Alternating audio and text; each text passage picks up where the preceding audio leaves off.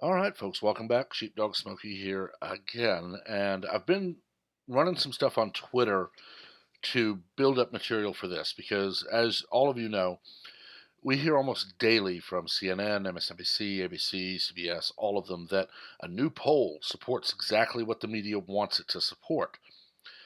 Now, if you follow me on Twitter, which is no longer Sheepdog Smokey since Jack decided he didn't like me, it is now Pissed Off Texan7.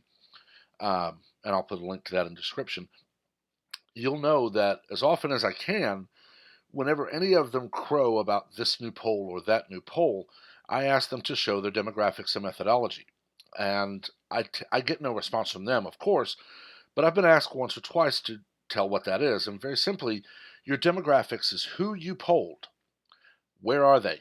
What gender? What age? What salary bracket? What education level? All of that, who the who that person you're talking to is, that's your demographics.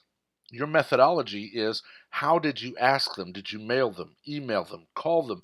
Was it a robocall? Was it a SurveyMonkey poll? Was it you standing there talking to them face to face and writing down for them? Did you hand them a clipboard with the questions? And what were the questions exactly as they were asked? This is also very important. If I'm standing there and I ask you uh, if you prefer PS4 Switch or Xbox, I can put an inflection. Do you prefer the PS4, the Switch, or the Xbox? My inflection tells you that I generally support the Switch. That's going to influence you, even if it just influences you to walk away from me. You have to be very aware of all of this. Now, to show what I was talking about, we're going to take a look at the polls that I've run and what they mean. Starting here with poll number 1. You are approached by an all-powerful being, given these 4 names and told to choose where you will be sent. Hyrule, Westeros, Wakanda, or Themyscira. Now notice, this is very vague. I don't tell you, can you return? I don't tell you if you're you or one of the heroes or villains of that location. I don't tell you anything other than that. I don't even tell you what they are. I just give you their names. If you don't watch HBO, DC Comics, Marvel Comics, don't play The Legend of Zelda, you won't know what any of these things are. Looking at it, it was very fanciful and vague on purpose. I did it to basically to manipulate people into choosing the only one they're familiar with, as opposed to, if I had given you everything, you would have chosen based on that information. I also didn't tell you, you're not able to return, ever. You are the you taking the poll, you are not a character. Anything that is on Earth, basically meaning Themyscira or Wakanda, is not in the Earth you know. It's a separate dimension, multiverse theory. And the known story from each is complete. So Link has completely vanquished Ganon yet again. The timeline of Endgame has come to a conclusion. The biggest battle or whatever in the current DC universe, be it Apocalypse, be it whatever, over. Game of Thrones, over. So basically, it is literally you're just going there when nothing's happening. Now, you can see here the uh, basic descriptions here.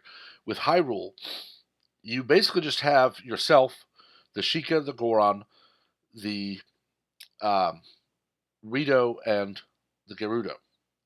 Now, of course, the Rito and the Gerudo are not really human. So the Rito and the Goron, while the Sheikah, and you also have the Zora, which are fish people, but the Sheikah and the Gerudo are basically human. But the Gerudo don't like men, and the Sheikah live very secluded lives, and you're surrounded by monsters everywhere. Even after you defeat Ganon, all of the monsters of the game are still there. You could be walking through the desert, and all of a sudden you got a giant sandworm pops out. Or you're just walking through the forest, all of a sudden a skeleton comes out of the ground and attacks you. With Westeros, yes, even after the Game of Thrones is over, it's extremely, extremely basic society. There is no technology. There is just, you're living like you would in 15th century England. Of course, Wakanda, for those who've not seen Black Panther, extremely technologically advanced society, but if you're not Wakandan, they don't like you. Those of you who've seen the movie going, well, they liked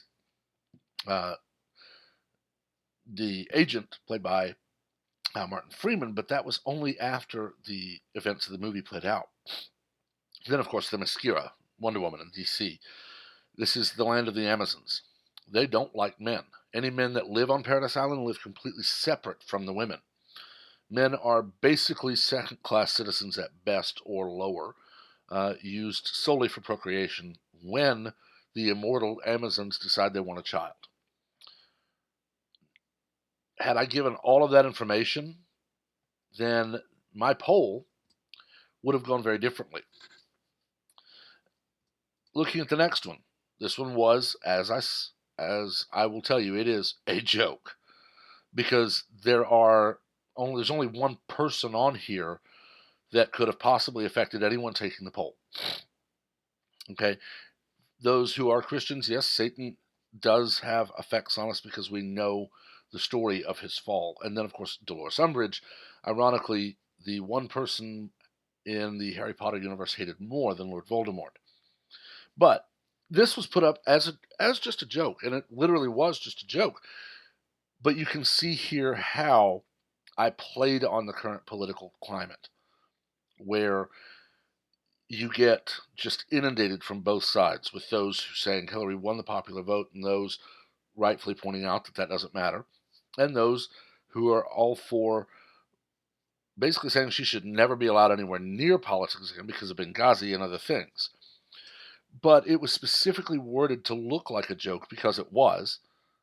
But the reason is there's a lot of polls that are done this way so that if things don't go the way they want, they can ignore it. The answer is, while they are relevant, it still leads you because of everything around it. Every time there was a tweet out about Hillary, I retweeted this poll. No matter if it was complimentary to her or not, I would retweet this poll. I did that specifically so that people would see this poll right after seeing something about Hillary. Now, by comparing her to Satan and Dolores Umbridge, I'm also rigging this poll. I'm rigging the poll to either be ignored as a joke because we're going to say, well, Dolores Umbridge used a blood quill, or Satan is the first fallen angel, so it's obviously not a real poll. But I rigged it that way to show how a poll can be rigged. When we look at the next one, now here I start to get serious. Now, in this one I ask, did you vote in the 2016 election? Yes or no? 3 votes, all yes. Who did you vote for? Trump, Hillary, other. Non-American here was added there so that I could, if someone saw it from another country, they could respond. 3 votes. I didn't get much traction. This poll is not valid at all. When you look at how many American citizens of voting age who are not convicted felons are on Twitter, this poll, which was run for 7 days, is irrelevant because there is no traction here. This is basically what I accuse CNN and the rest of them doing. Go down to the water cooler, poll the 5 people in their office that work for them, and come back and make up your own results. I wanted this poll to go far and wide. It didn't. But you can see here, I answered it, or I worded it specifically to be vague, to be ambiguous. I listed the current president, who his opponent was in 2016, and other, and then non-American last. I also did not retweet it around big stories about Trump or Clinton. I typically retweeted it in the morning, on my lunch, and after I got off of work. That's it. I did not want it tied to the current political trends and everything else. So at that point, I made sure that, basically I made sure this poll failed. But I made sure that I did not influence it by having it retweeted when people might not want to say they voted for Trump because it's surrounded by impeachment tweets, or they might not want to say they voted for Hillary because the retweet was surrounded by anti-Hillary tweets.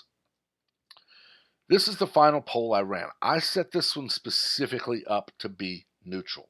I ran into some problems with it, and I'm going to show you how I can compensate and fix those.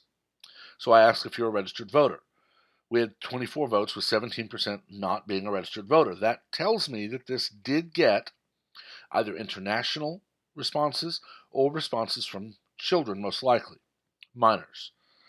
This, I want to be able to say, of the people I polled, 83% are registered United States voters. Okay, I need to be able to look at that and say that because that allows the percentage to be adjusted on all other questions. We have the next one, the age bracket, 18 to 30, 31 to 50, 51 to 70, 71 up. Of this, 5 votes, 20% are very young. The other 60% are what we would call middle age. 20% are in the retirement years, and I didn't get anyone over 71. You would then say 83% of that 60% by this poll are registered U.S. voters. And you have to use that 83% and you have to adjust. I asked for gender. Now, I didn't get the voting I wanted on this to where everyone voted in every poll, but I asked for gender. And you can see, I would have to say, if I used this in the media, that I cannot say this poll speaks for women because all respondents were men. So I cannot say in any way, shape, form, or fashion that this represents women's views at all. If I do, I'm lying. Then, of course, where are you from? And I only listed 4 options, so I tied Alaska to northern U.S. and Hawaii to western. The problem is this poll ended early. For some reason, when I selected 7 days, it then told me that I had selected 7 days, but it only ran for 2. And I got the notification that my poll had ended with 4 votes basically being equal, and I put it back up for 5 more days. I then got a 40-60 split of East and West. Now, what's important here is I am able to adjust this because I'm able to say out of 9 votes, 1 northern, 1 southern, 3 eastern, and 5 western. Okay? Because I'm going to add this in. Actually, it's 4 and 3 and 1 and 1. So, and I do apologize, there is a mistake on my next one here, but what that tells me is I get 1 by 9, which is 1.11111 repeating. So that percentage is northern, that percentage is southern, 0.3 repeating is eastern, it's actually 0.4 repeating is western. This shows the pratfall of a Twitter poll. It's posted out just to anyone. You can't say you polled all of America. You have to include, are you American? And this is the downfall as well. International people would just ignore this question. They would not vote to say one of the 4 regions, and you can only put 4 choices on a Twitter poll. Now, it does show that if you have a problem with your poll, or if you send multiple people out, you can get your percentages. You just have to do a little math. Then you have the final question: do you support the impeachment of Donald J. Trump? 80% said yes, 20% said no. I would then say 83% of these are registered American voters, 17% of them are not Western voters. And you can break down the demographics, you can break down the age, you can break down everything by taking the percentage of another question's answers. So, how many males? Well, only males answered this, so it's 80% of males, 20% of males.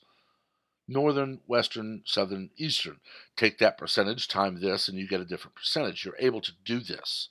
You're able then to take your demographics and the methodology of your poll, and take your answers, and you're able to come up with this information to get the results and to get how to frame your results. Now, the point of this is to show how polls work and how they can be consciously or unconsciously manipulated or just otherwise affected.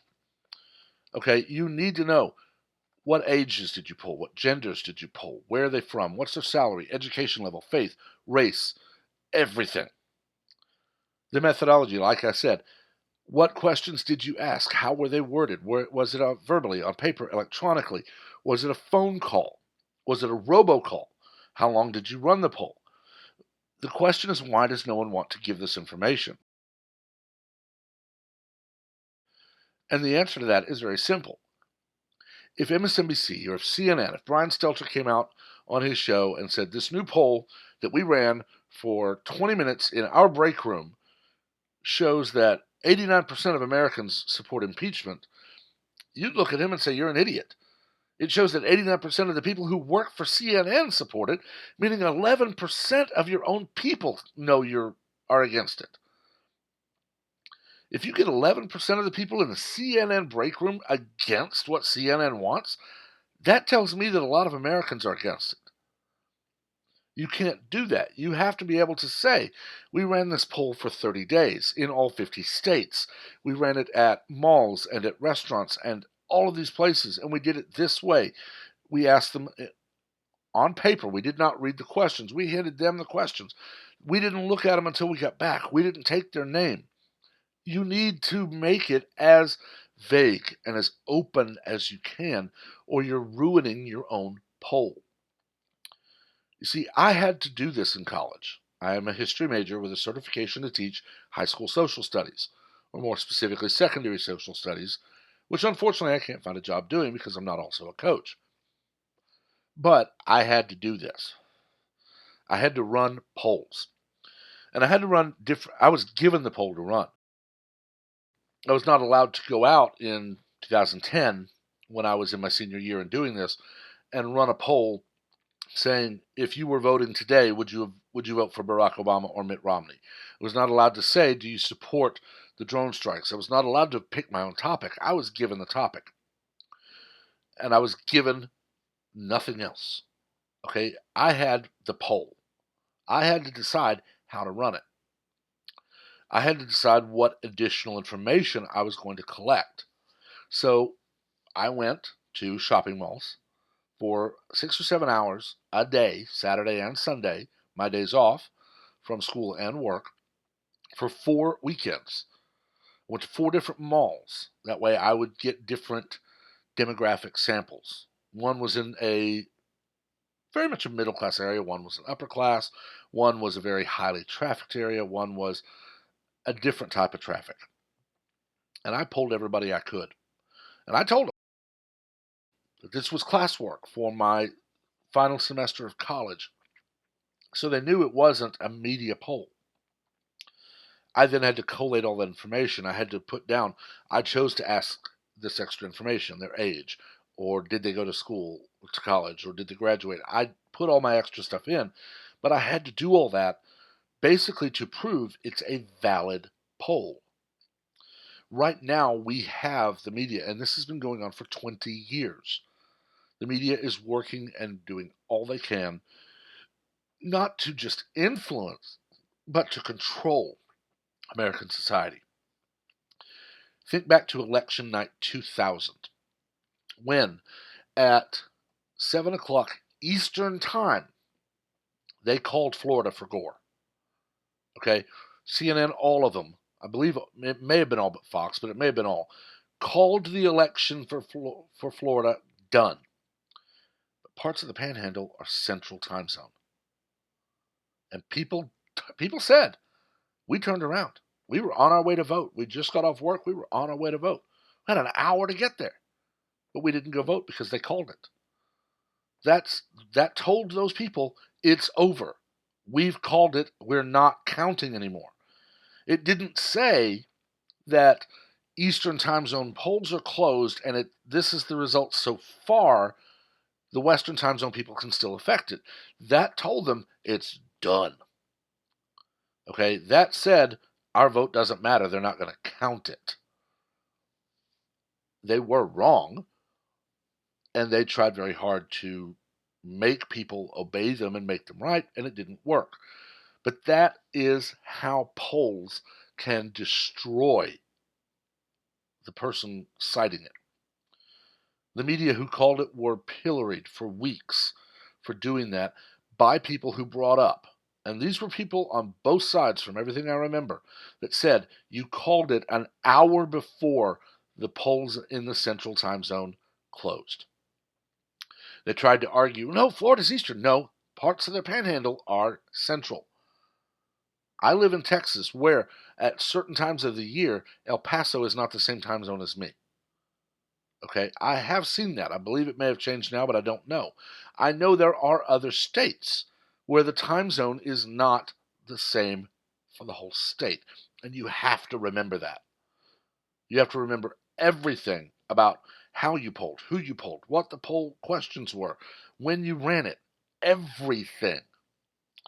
You have to have implicit trust in those running your poll. If you don't, you have nothing. And that's exactly what the media is doing today. They're running rigged polls, which always support the left side of the argument.